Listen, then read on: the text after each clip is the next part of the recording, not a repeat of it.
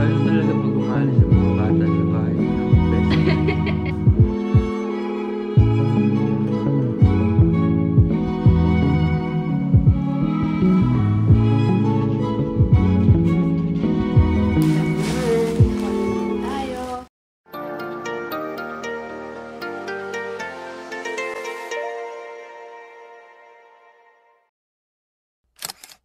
Good morning, guys.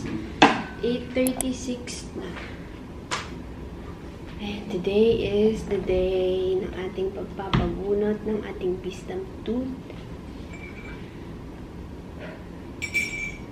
Ngayon na lang ulit ako magpapabunot kasi medyo kinakabahan ako. Pero alam ko namang ano niya. Kaya naman, pero alam mo yun. Anyway, coffee tayo. Kasi kailangan ko uminom ng gamot. Yung binigyan na gamot kasi sa akin, yung antibiotic, every 12 hours siya. Pero lampas na ng 12 hours. Kasi uminom ako kahapon, mga 7 yun. Or magti-7. Supposedly, inom ako ng 7 din. This morning. Kaya anong oras na? Mag-9 na. So magkakape lang ako, kain ng konti, hindi sa ako iinom. Tapos mamaya, magla-lunch na ako bago ako pumunta dun. Kasi yung appointment ko is 12:30, diba? So, for sure, magugutom ako nun. So, mag-early lunch na lang. Nagsaing na ako ng rice, actually. Mag ako nagsaing ngayon. Siguro magprito na lang ako ng something. Something easy. Biscuit na natin. Anyway, kape muna tayo. And our puff pastry. Naubos na namin yung isang ganito. So, ito na yung pangalawa. Tapos, meron pa kami ng dalawa. Sarap talaga ito. So, pleasure. Sana wala siyang maramdaman sa operation. Sana mabilis lang. And matapos din agad. Jesus name. Amen. Bakit? Sana magsama ang mister.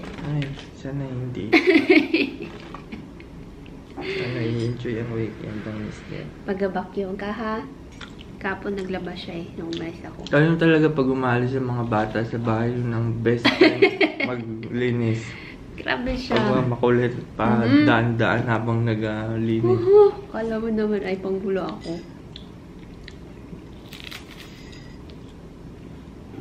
Guys, nagpe-prepare na ako. Paalis na ako actually. Ayusin ko lang saglit yung aking buhok. Kasi ano na, 11:45 na. 12:30 yung appointment natin, di ba? So, abot naman ako for sure. Pero ayoko lang na malate. Nag-ano lang ulit ako. Powder, lip tint, and blush. Hindi na ako nag-lipstick ng ano kasi matatanggal din yan ulit mamaya. Pero may dala akong lipstick. Maiwan siya. Maglalabas siya ng mga basahan. Tapos, mag-vacuum, ganyan. Nakapag-lunch na rin para kami. Early lunch. So, siya na rin maghuhugas. Alis na ako.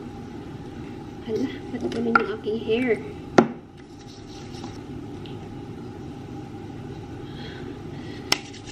Okay ba yan? Okay ba yan?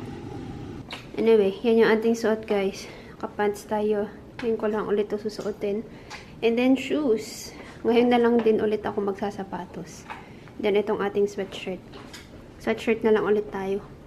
Kasi medyo malamig sa dentist. And same bag. So, dala ako ng clip. Para mag-clip ako mamaya pag-uwi. Nakalugay lang muna ako kasi hihiga. Pag magpo-ponytail ako kasi. Sagabal siya. So, yan na lang muna. Pasobra pa ito yung ating blush on. And then, necklace, rings. Yan lang. Alright, let's go. Baka hindi ako maka-vlog din dun. Kahit sa taxi. Kasi gagamitin na naman yun pang Google Maps. Binigay ko kahapon eh. Kaya hindi ako nakapag-vlog nung on the way.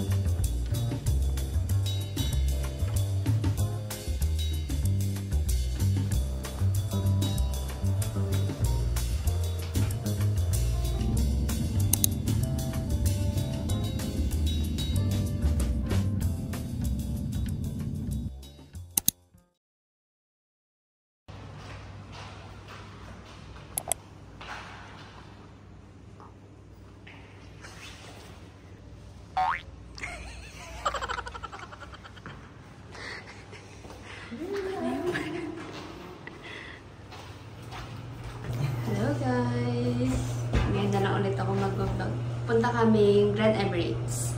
By the way, hapon na. Mga 3:30. May tao ba?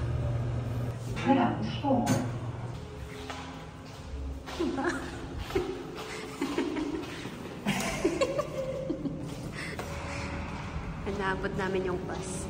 Maga pa. Kaya yan. We're out. Hindi na ganun masyadong kainat, guys. Pwede na. Nagiging normal na siya. Ito na yung normal sa Pinas. Oo, hindi na. As in, hindi na mainit. Unlike dati na paglabas mo, parang grabe. Oo. Dito na tayo sa may bus stop, guys. Ito yung suot ko pala. Naka-brown pants ako. And then white na shirt. And then sandals ulit. Tapos same bag. Siya, yung suot niya. Black jeans, white.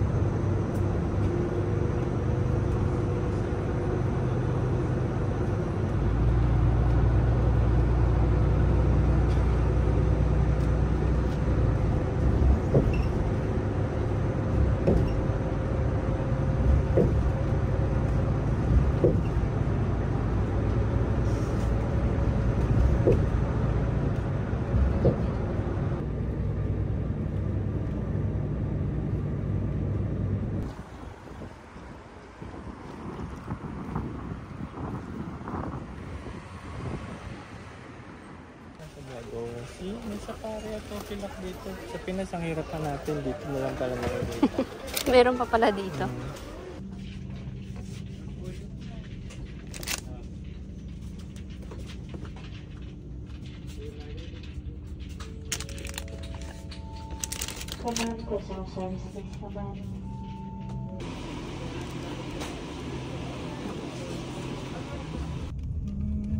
Welcome to Cars Taxi. Please fasten your seatbelt. مرحبا بكم في Cars للمجرى. الرجاء ربط حزام الأمان. Dami na naman dala. Meron pa tayo dito. Pauwi na kami. Dumaan din kami ng panaderia. Bumili kami ng tinapay. Anong tinapay? Ensaymada and pandesal. Ano yung ensaymada po? Munggo. May munggo pala. Ano yung pandesal ko? Ube. Pandesal natin. Bakit? Bakit? Ilan ba yung binili mo? 3. Ay, sige, meron ka ito na. Ay, grabe siya. Pinagdamot yung ube pandesal.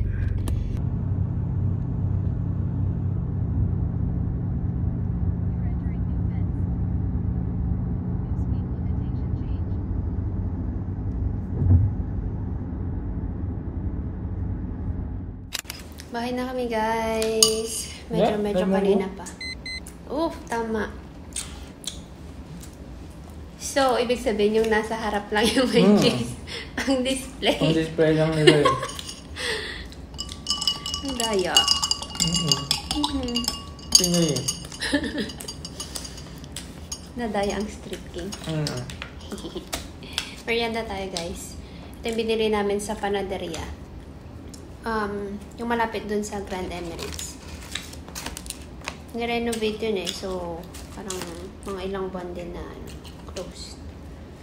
Anyway, merienda. Gutom na kami. Kumawa ko ng iced coffee.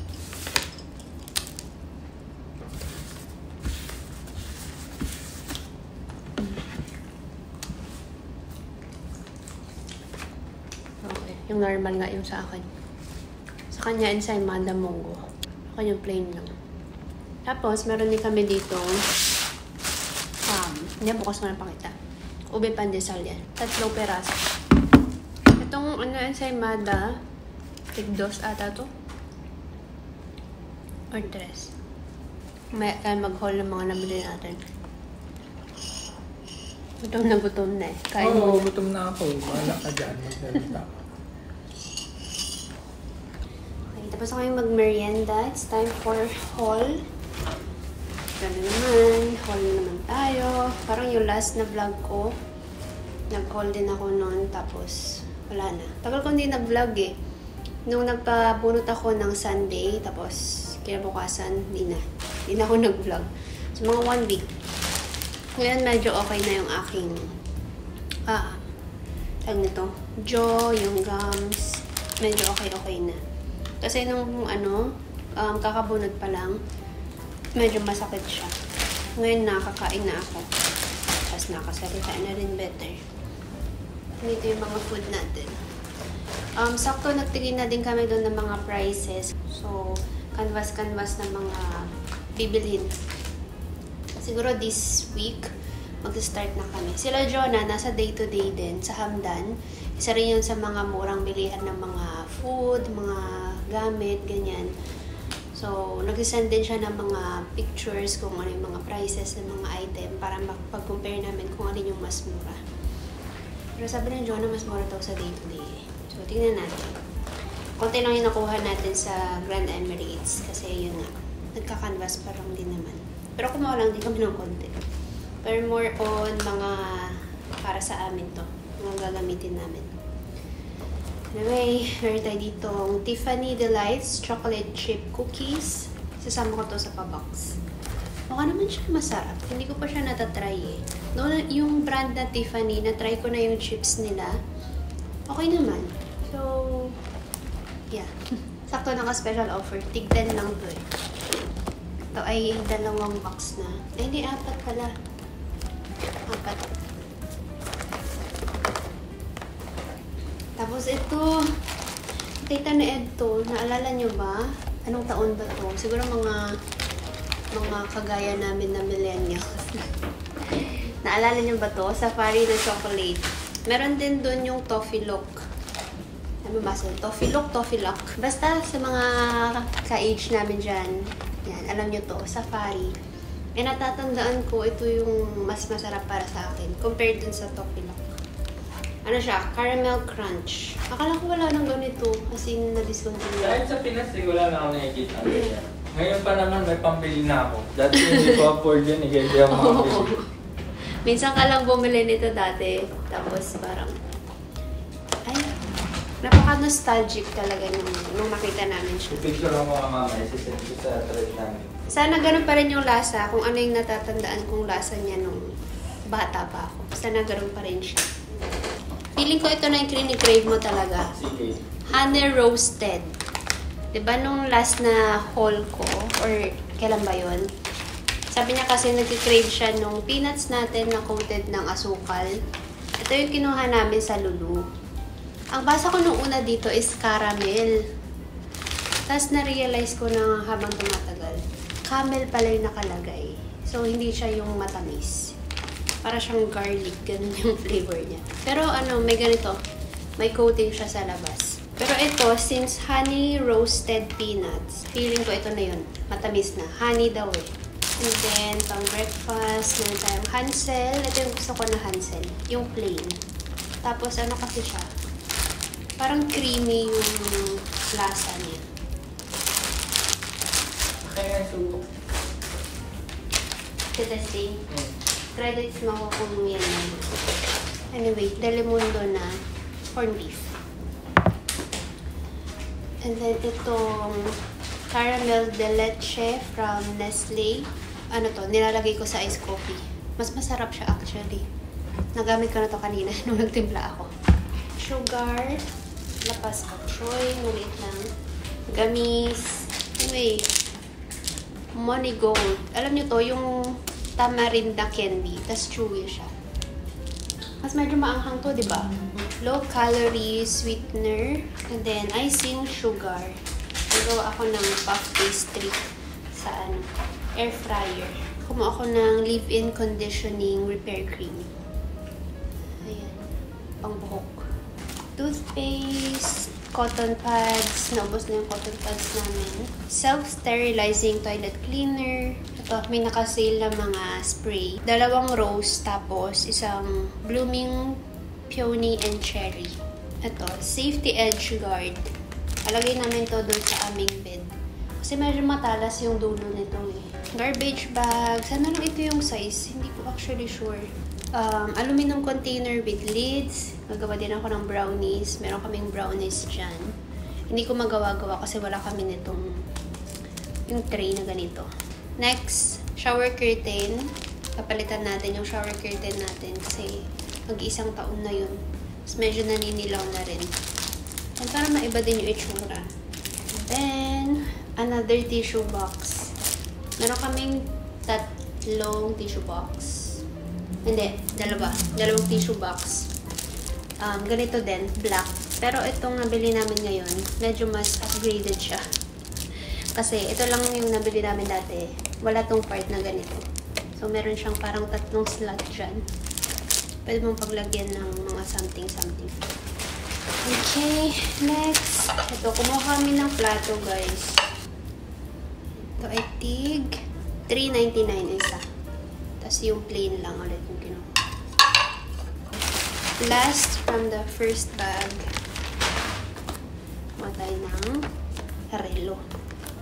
Ito ay tig $10.99. Meron siyang stand. Isip ko siya ilagay doon.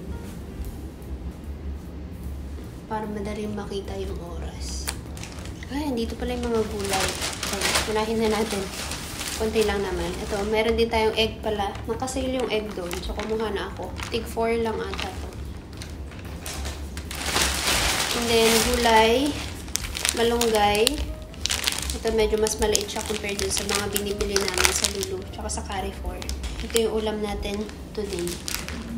Mag-aano ako ng beans. Kangkong, tapos pechay.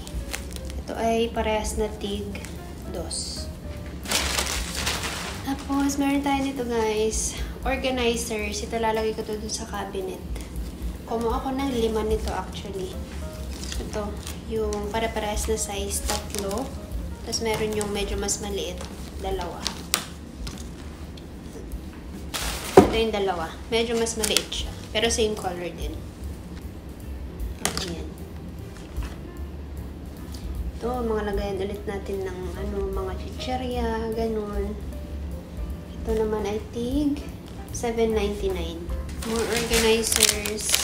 Ito. Ganito yung lagay namin ng mga beans, diba? Kumuha ulit ako ng isa pa. Yung isang pack. Pack of 4 para sa ibang mga beans natin. Tapos yung lagay ng flour, ganyan. Last organizer, ito naman, acrylic siya. Naisip ko lagayan ng aming mga kutsara ito eh.